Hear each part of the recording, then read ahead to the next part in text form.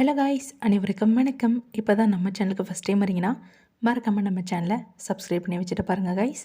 வாங்க கதைக்குள்ளே போகலாம். தன் அவளின் கதறல் ஆதித்யாவின் பொறுமையை சோதித்தது. அவளது அழுகையை நிறுத்தவும் அவளுக்கு தன் உணர்வுகளை புரிய வைக்கவும் ஆதித்யாவிற்கு வேறு வழி தெரியவில்லை. சட்டென மதியின் தோள்களை பற்றி தன்னோடு இழுத்து அவளை தன் மார்போடு மிக இறுக்கமாக அணைத்து கொண்டான். அடுத்த நொடி அவளது கதறலை தடுத்து நிறுத்தும் விதமாக அவளது இதழ்களில் தன் இதழ்களை பதித்தான். மின்னல் வெட்டிய அந்த நொடியில் மதியின் உலகம் அப்படியே நின்றது. அவளது கண்கள் அதிர்ச்சியில் விரிந்தன. ஆதித்யாவின் அந்த செயல் ஆவேசமாகவும் அதே சமயம் அளவற்ற நேசத்தோடும் இருந்தது. மதி அதிர்ச்சியில் ஆதித்யாவின் நனைந்த சட்டையை தன் கைகளால் இறுக பற்றினாள். மழையின் குளிர்ச்சியையும் தாண்டி இருவரது மூச்சு காற்றும் ஒன்றோடொன்று கலந்து ஒரு வெப்பத்தை உருவாக்கியது. ஆதித்யா தன் அவளை விடுவதாக இல்லை. அவளது ஒவ்வொரு துளி வேதனையையும் அந்த ஆழமான நெருக்கத்தின் மூலம் துடைக்க நினைத்தான். மதியின் கண்கள் மெல்ல மூடிக்கொண்டன. அவளது போராட்டம் குறைந்து ஆதித்யாவின் அந்த ஆக்ரோஷமான அன்புக்கும் தானும் அடிமையாகி போவதை அவளால் தடுக்க முடியவில்லை. சிறிது நேரத்திற்கு பிறகு ஆதித்யா மெல்ல விலகினான். ஆனால் அவனது கைகள் இன்னும் மதியின் இடையை விட்டு விலகவில்லை. மதி மூச்சிறைக்க அவனை வியப்புடனும் திகைப்புடனும் பார்த்தாள். ஆதித்யா அவளது நெற்றியில் தன் நெற்றியை முட்டி வைத்து கொண்டு கண்களை மூடியபடி நின்றான். இனிமே நீ ஒரு வார்த்தை தப்பா பேசினாலும் நான் இதை விட மோசமா நடந்துப்பேன் மதி. நீ யாருன்னு எனக்கு தெரியும். இனிமே உன்னை யாரும் தப்பா பேச நான் விடமாட்டேன், புரியுதா என்று ஆதி மதியின் கண்களை பார்த்து கூற மதியால் எதுவும் பேச முடியாமல் போனது. ஆதித்யாவின் அந்த செயல் அவளது ஒட்டுமொத்த புகாரையும் கோபத்தையும் ஒரு நொடியில் கரைத்துவிட்டது. மழையின் சத்தம் மட்டும் பின்னணியில் ஒலிக்க அந்த வெறிச்சோடிய கடற்கரையில் ஒரு புதிய காவியம் தொடங்கியது. கடற்கரையில் அந்த தருணத்திற்கு பிறகு மதி அப்படியே உறைந்து போய் நின்றாள். அவளது இதயம் இன்னும் அந்த அதிர்ச்சியிலிருந்து மீளவில்லை. அவளது கால்கள் நடக்க மறுத்தன. மணலில் மலையோடு மலையாக சிலையென நின்ற மதியை பார்த்த ஆதித்யா ஒரு நிமிடம் கூட யோசிக்கவில்லை. சட்டென குனிந்து மதியை தன் இரு கரங்களால் அப்படியே அள்ளி கையில் ஏற்றி கொண்டான். மதி திடுக்கிட்டு அவனது தோள்களை பற்றினாள்.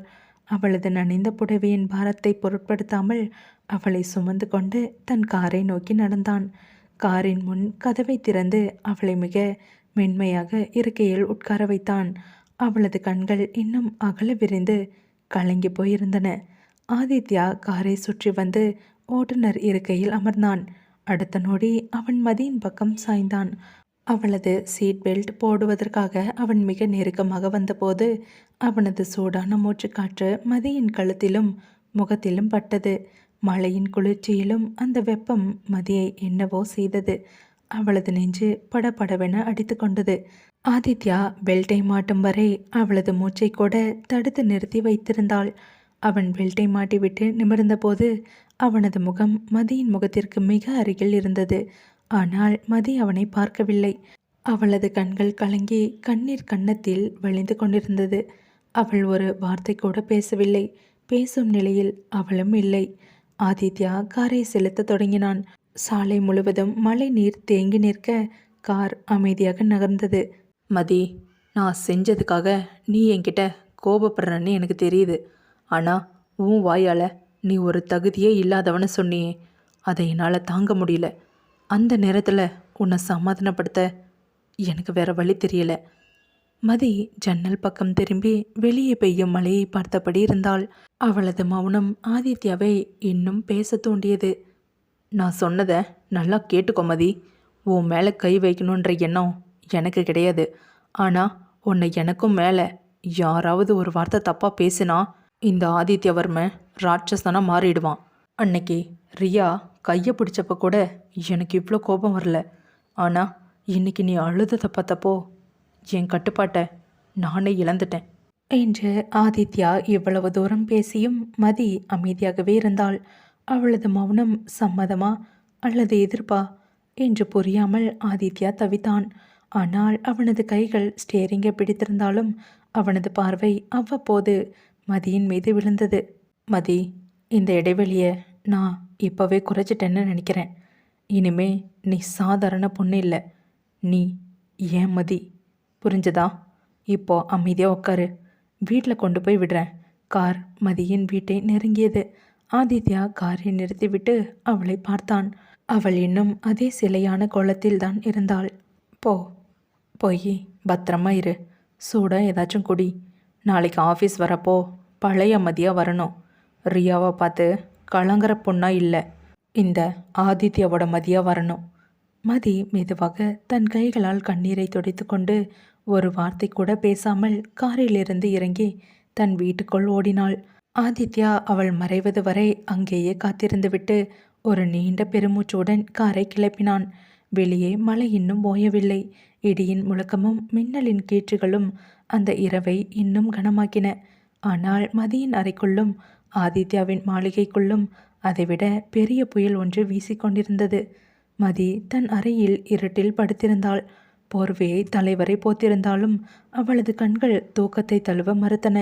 அந்த இருட்டில் கடற்கரையில் ஆதித்யா செய்த செயலும், அவளை தூக்கி கொண்டு சென்ற அந்த தழுவலும், காரில் அவன் சீட் பெல்ட் போட்ட தருணமும் அவளது நினைவுகளில் மின்சாரம் போல பாய்ந்தன. ஏன் சார் இப்படி பண்ணீங்க? ஒரு அசிஸ்டன்ட் மேலே உங்களுக்கு ஏன் இந்த அக்கறை? நீங்கள் செஞ்சது சரியா? இது காதலா, இல்லை என் நிலைமையை பார்த்து வந்த பரிதாபமா? ஆனால் அந்த முத்தம், அதில் கோபத்தை விட ஏதோ ஒரு உரிமை இருந்ததே. நீங்கள் யார் சார்? உங்களை நான் எப்படி புரிஞ்சுக்கிறது? அவளது விரல்கள் அறியாமலேயே தன் இதழ்களை தொட்டு பார்த்தன. ஆதித்யா கொடுத்த அந்த முத்தத்தின் ஈரம் இன்னும் அவளது இதழ்களில் காய்ந்த பாடில்லை. அவளது இதயம் இன்னும் அந்த படபடப்பிலேயே இருந்தது. மறுபுறம் ஆதித்யா தனது பிரம்மாண்டமான அறையில் படுக்கையில் மல்லாக படுத்திருந்தான். கைகளை தலைக்கு அடியில் கொடுத்து மேலே சுழலும் விசிறியை வெறித்து பார்த்து கொண்டிருந்தான். அவனது உதடுகளில் ஒரு மெல்லிய அழகான புன்னகை அரும்பியது. மதி, நீ என்ன பைத்தியமாக்கிட்டடி. அன்னைக்கு அந்த புடவையில் உன்னை பார்த்தப்பவே என் கர்வம் உடஞ்சி போயிடுச்சு. இன்னைக்கு நீ அழுததை பார்த்தப்போ தான் உணர்ந்தேன், உனக்கு ஒன்றுனா இந்த ஆதித்யவர்மனால் தாங்க முடியாதுன்னு.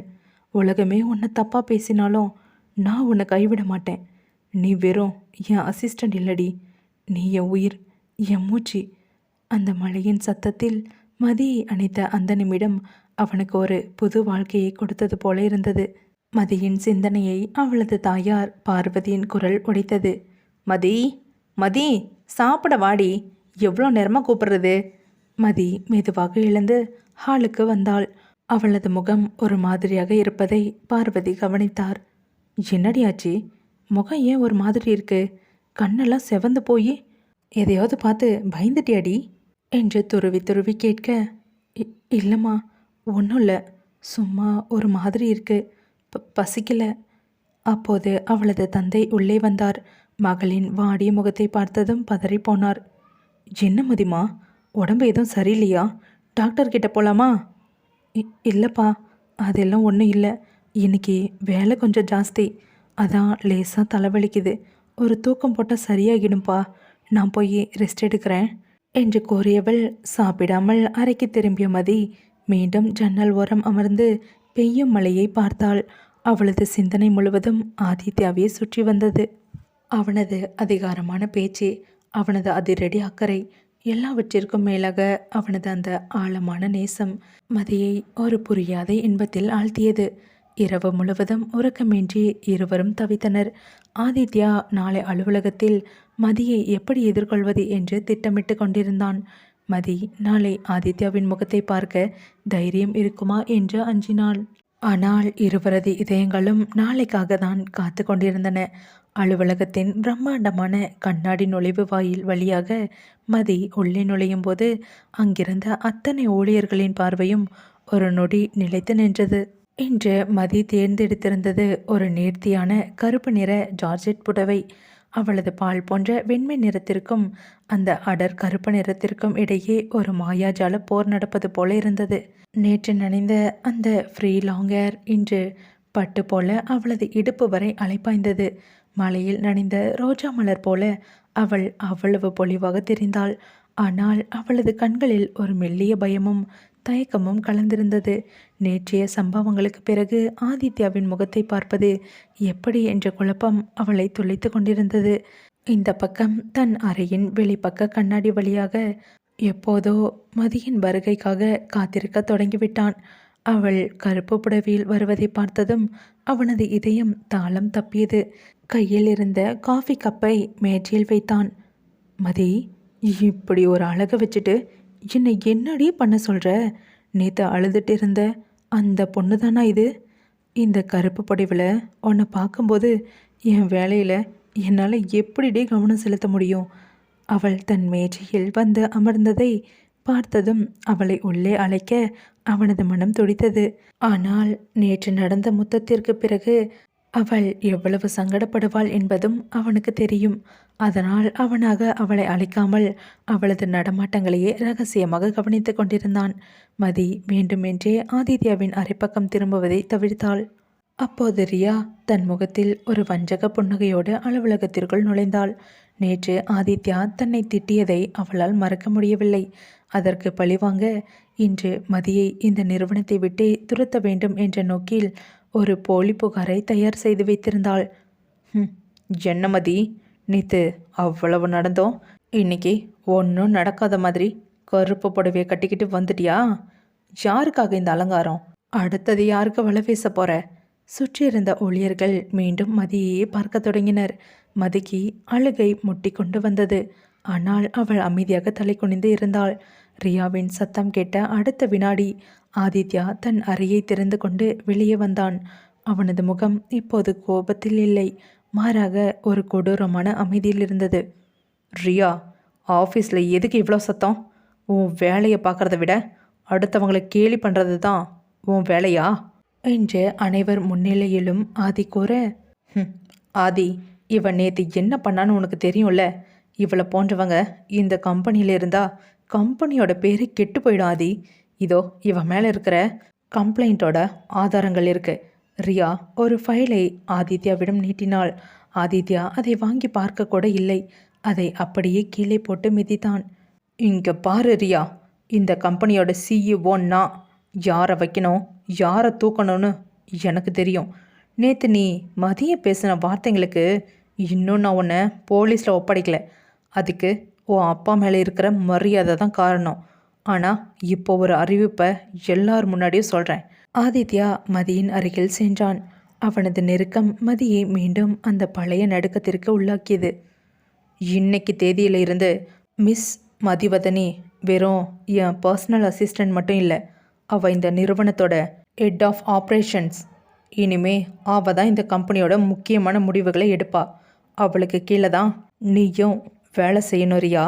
உனக்கு இது பிடிக்கலைன்னா இப்போவே நீ ராஜினாமா பண்ணிட்டு போகலாம் என்று கூற ஊழியர்கள் அனைவரும் அதிர்ச்சியில் உறைந்தனர். ரியா அப்படியே வாயடைத்து நின்றாள். மதியின் பதவி உயர்வு அவளுக்கு கிடைத்த மிகப்பெரிய அடியாக இருந்தது.